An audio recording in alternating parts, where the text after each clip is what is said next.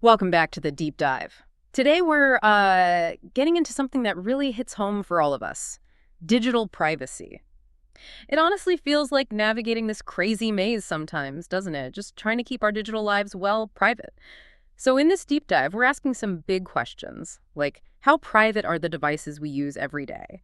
Thinking specifically about Windows versus Linux here. And, what about our messages? SMS, RCS, are they secure? To help us unpack all this, we're drawing from a really thorough Q&A discussion over on the TechLord channel. They've got this great piece, How to Make Windows and SMS More Private. Think of it as our privacy roadmap for today's chat. Exactly. And our goal here is to really dissect those common challenges, cut through some of the noise. We want to help you figure out what actually matters when you're trying to get a better handle on your data. Focus on the core stuff. Okay, so where do we even begin with this? The TechLore piece kicks off with a really fundamental question, one you hear debated a lot, basically. Why does Windows get so much criticism for privacy, and is Linux really, automatically better? Let's start with the Windows side. What's the main issue there, according to the source? The article points straight at telemetry, this constant data collection being deeply integrated. And here's the kicker.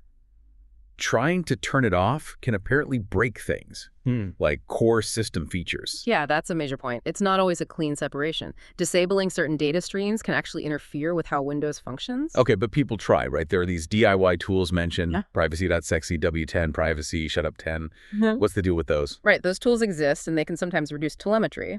But TechLore highlights some pretty significant downsides. They often lack clear instructions, the results aren't always proven or evidence-based, and updates can be irregular. It's not foolproof. So using them involves risk. Definitely. There's complexity there. The article notes that even tech-savvy users have run into trouble, sometimes making changes that are hard to undo, and potentially messing up Windows pretty badly. And it sounds like Microsoft keeps adding more stuff. The article uses this very direct term, OS enshittification. Yeah, it's blunt, but descriptive. It refers to things like ads appearing in the OS, the push for Copilot AI, and the new recall feature. And the key thing is, you often can't just opt out. That's the core frustration highlighted. These features become increasingly unavoidable, blurring the line between the OS you need and services you might not want. So why do they make them unavoidable? Is it just about data? The source suggests it's often tied to business models, leveraging user data, promoting integrated services, creating lock-in. It shifts the OS from just a tool to, well, a platform for other things. Okay, that paints a picture for Windows. Let's contrast that. How does Linux fit in? Why is it often seen as the privacy-friendly choice? Well, the fundamental difference, according to the source, is the default setting. Most Linux distributions just don't have telemetry enabled out of the box. Some might offer opt-in telemetry for, say, improving the system, but it's your choice to turn it on. So less configuration needed just to stay private. Exactly. It's designed with privacy more in mind from the start. You're not constantly fighting the defaults. What about common concerns, though? Like people worry about viruses on Linux or not being able to play games. The article addresses that. On security, it argues that good basic habits updates, being careful what you download, are arguably more critical today than just having traditional antivirus. Linux's structure itself offers some protection too. And gaming, yeah, that's a valid point. Compatibility, especially with anti-cheat software, can be an issue for some titles. So what's the workaround? A common solution mentioned is dual booting. You install both Windows and Linux, use Windows for the games that need it, and Linux for everything else, browsing, work, whatever needs more privacy focus. So pulling back a bit, the big difference isn't just features, it's the whole approach. Windows makes you work for privacy, while Linux offers it more as a baseline. That's a great way to put it. Windows often requires these reactive measures, using third-party tools, tweaking settings constantly. Linux aims for a more proactive privacy-by-design foundation. Okay, that covers the OS level quite well. Let's switch gears to communication. Our everyday messages. Can we actually make things like SMS and RCS private? This feels really relevant day to day, starting with the old standby SMS. The source isn't optimistic, is it? Not really. It likens SMS to a digital postcard. Basically, it's unencrypted, your mobile carrier can see the content, and it's potentially vulnerable to interception. There's no real privacy layer there. Wow, a postcard. That's a stark image. Okay, what about RCS, rich communication services? It feels newer, more advanced. It is an improvement in terms of features, yeah. You get read receipts, better media sharing, things like that. But, and this is a huge from the source, end-to-end encryption is very limited. Limited how? It generally only works if both people are using the Google Messages app, and only for one-on-one chats. So if I'm on Google Messages, but my friend uses, say, their phone's default Samsung app or an iPhone, no encryption. Exactly.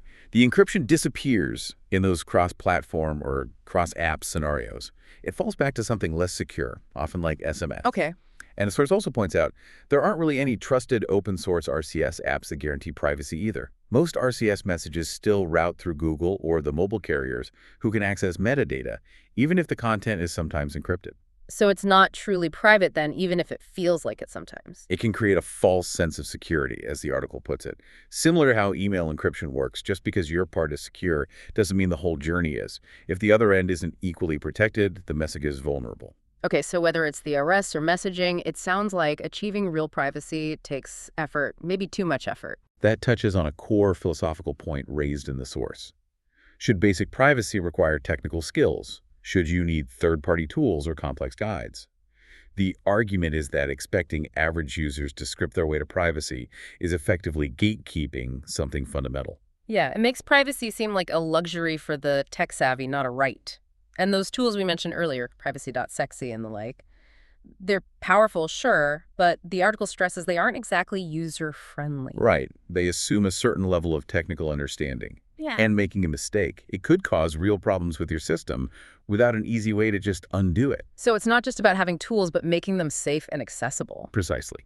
Which brings us to the idea of threat modeling. Threat modeling, meaning figuring out what you personally need to protect against. Exactly. Who might want your data?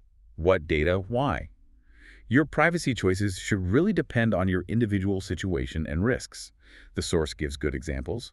Maybe you accept the risks of Windows for gaming because that's important to you, but you use Linux for sensitive work. So it's about balancing things. Yes, security, usability, privacy, they're often in tension. It's about finding the right balance for you based on your needs in your threat model.